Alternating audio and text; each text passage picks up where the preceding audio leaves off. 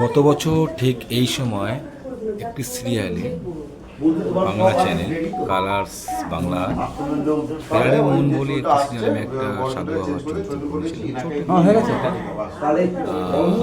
এই বলার কারণ এটাই, এই যে উইক পড়েছি, মানে চুল দাড়ি এটা যে পরে থাকা, মানে কি কষ্ট বা মেকআপ করার সময় লাগে। সাদা আছে, সাদা চুল কি দেবো না? যারা এই প্রফেশনের সঙ্গে যুক্ত তারা এই ব্যাপারটা বুঝতেই পেরেছে। এই মেকআপ আমার হয়ে গেছে। এই যে লাঞ্চ করছি, লাঞ্চ করবো কী করে, কষ্ট থাক, মেকআপ হয়ে গেছে। এই স্টুডিও, এই মেকআপ খোলার পর যেন কত শান্তি পেলাম, আরাম, মানে মুখটা হালকা হয়ে গেল, মাথাটা হালকা হয়ে গেল।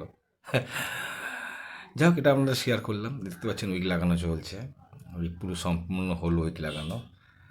আর আমাদের এই মেকআপ ম্যান দাদা, একটা আলাদা অনুভূতি, মেকআপ হয়ে গেছে, এবার যাবো শুটে।